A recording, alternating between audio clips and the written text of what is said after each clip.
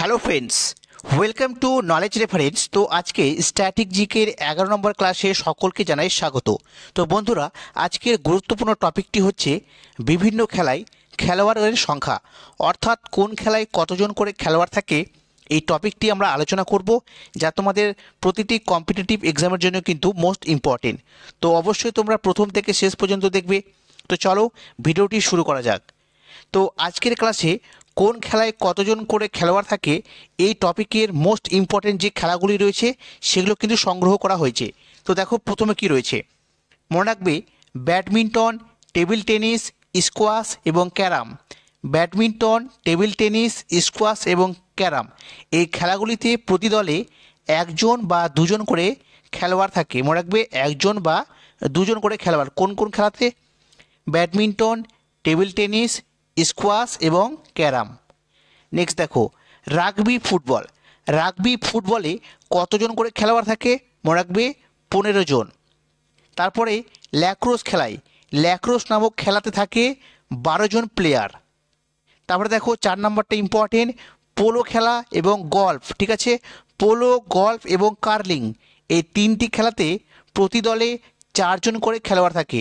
Polo, golf এবং curling খেলায় 4 জন করে খেলোয়াড় থাকে। তারপরে দেখো 5 নম্বরটাও ইম্পর্টেন্ট, ওয়াটার পোলো। ওয়াটার পোলোতে থাকে 7 জন করে খেলোয়াড়।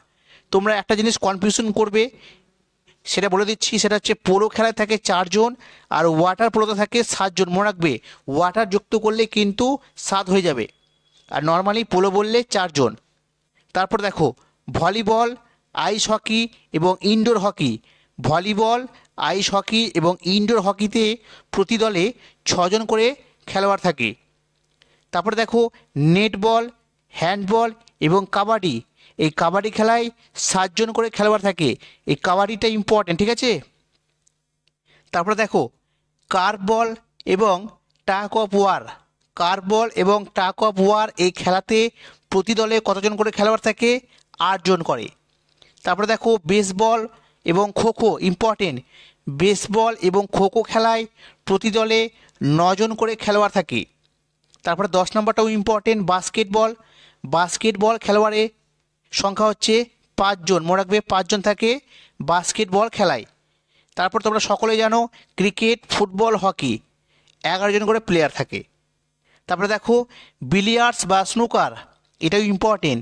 বিলিয়ার্ডস বা স্নুকার এবং দাবা, বা যাকে আমরা চেস বলে জানি, তাহলে দাবা, বিলিয়ার্ডস বা স্নুকার এবং বক্সিং এই খেলাগুলিতে প্রতি দলে থাকে 1 জন করে খেলোয়াড়।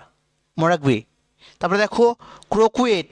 ক্রোকুয়েট খেলাতে থাকে 13 জন বা 15 জন। ঠিক আছে, 13 জন বা 15 জন। তারপরে ব্রিজ, ব্রিজ খেলাতে থাকে 2 জন খেলোয়াড়। আর কিক বলে থাকে 10 জন করে খেলোয়াড় প্রতি দলে। ঠিক আছে, তোমরা অবশ্যই মনে রাখবে এই যে খেলোয়াড়ের সংখ্যা, এটা কিন্তু প্রতি দলে, অর্থাৎ এক একটা টিমে কিন্তু এই খেলোয়াড়ের সংখ্যাগুলো। ঠিক আছে, তো এই টপিকের যে মোস্ট ইম্পর্টেন্ট রয়েছে সেগুলো কভার করালাম। আশা করি এর মধ্যে থেকে আসবে, যদি প্রশ্ন আসে তো। তো যদি ভিডিওটি ভালো লাগে তো অবশ্যই তোমরা লাইক করবে, শেয়ার করবে, আর নতুন হয়ে থাকলে অবশ্যই চ্যানেলটি সাবস্ক্রাইব করবে। তো বন্ধুরা, আজকে এই পর্যন্তই। পরবর্তী ক্লাসে আবার দেখা হবে। Thank you.